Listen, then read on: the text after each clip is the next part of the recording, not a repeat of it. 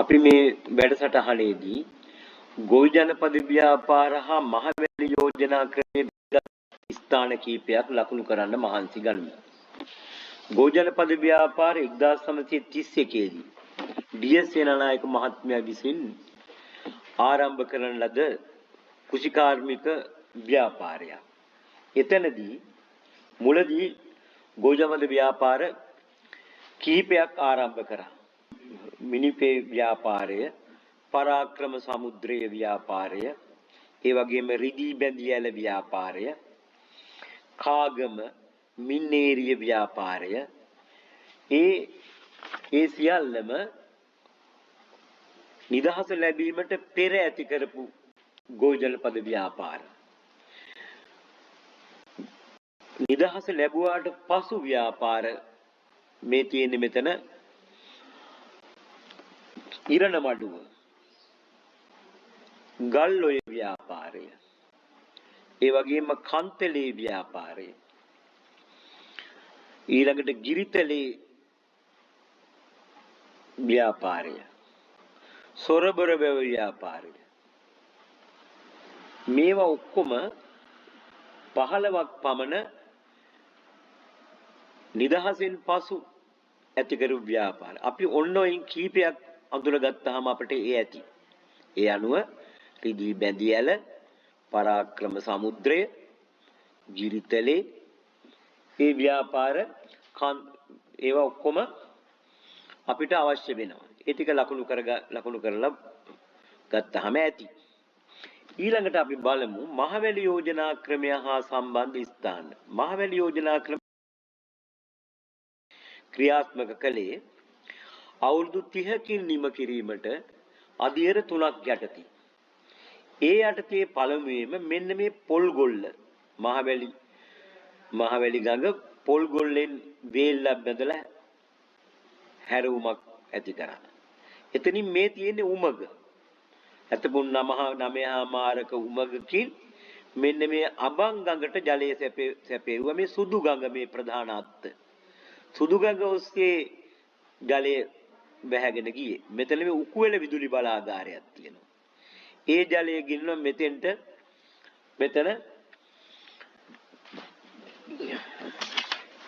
මෙතන තියෙන්නේ බෝවතැන්න විදුලි බලාගාරය. බෝවතැන්න ජලාශය, බෝවතැන්න විදුලි බලාගාරය. එතනින් උමගක් ඔත්තේ ජලය ගෙනියනවා දඹුලුවයට. ඒ කියන්නේ කලාඔයේ ප්‍රධාන අතු ගංගාව. එතනින් ජලය ගෙනියනවා මේ කලා වැවට. කලා වැවෙන් මේ ප්‍රදේශයට ජලය සැපෙව්වා. මේ එක් කලාපය මහවැලි යෝජනා ක්‍රමයේ යටතේ 1970 ආරම්භ කර ව්‍යාපාරය තමයි මේ කලා වැව ආසන්න. ඊළඟට මේ රාජාංගනේ ජලාශයට ජලය සැපෙන. මේ එක් කලාපයට ජලය සැපෙන. ගල්නෑව නගරයේ මෙතන තියෙනවා මේ ප්‍රදේශයට. ඒ මහවැලි ව්‍යාපාරයේ යටතේම තමයි ජලය ගෙනිච්චා මෙතනින් හුරුළු වැවටත් ජලය ගෙනිච්චා. ඒ වගේම පැරණි යෝධෑලේ හෙවත් ජයගඟ ඔස්සේ තිසා වැවට ජලය ගෙනාවා. මේ මහවැලි යෝජනා ක්‍රමයේ යටතේ ඇතිවෙච්ච මේ ජලාශ පද්ධතිය. ඒ කියන්නේ මෙතන උකුවැල විදුලි බලාගාරය, මෙතන මේ බෝවතැන්න ජලාශය හා විදුලි බලාගාරය, එක් කලාපය සංවර්ධනය කරා කලා වැව, රාජාංගනේ ජලාශය, ගල් නෑව ආදී මේ ප්‍රදේශය. 1977 බලයට පත්වෙච්ච ජේ.ආර්. ජයවර්ධන මහත්මයාගේ රජය අවුරුදු 30ක් යනකම් මේක බලා ඉන්න බැරි හින්දා අවුරුදු 6කින් නිම කිරීමට කඩිනම් මහවැලි යෝජනා ක්‍රමය ගත්තා. ප්‍රධාන ජලාශ 5ක් ඉදි කරලා අවුරුදු 6කින් නිම කිරීමට බලාපොරොත්තු වුණා. ඒ අනුව තමයි මෙන්න මේ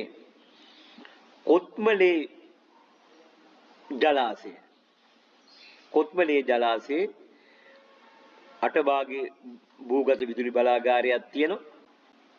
ඉදිකරස් මේක ස්වීඩන් ආධාරය යටතේ.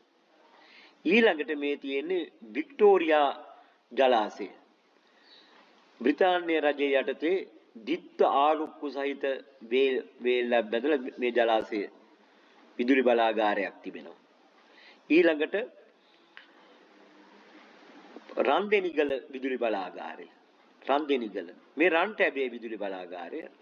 රන්දෙනිගල ජලාශය විදුලි බලාගාරය. රන්ටැබේ ජලාශය විදුලි බලාගාරය. මේක ජර්මන් ෆෙඩරල් ජනරජයෙන් ලබා දුන්න එක. ඊළඟට මේ ජලය අරගෙන යනවා දකුණු යුරු ඇල මාර්ගය ඔස්සේ. අරගෙන ගිහිල්ලා මේ තියෙන උල්ලිහිටිය ජලාශය.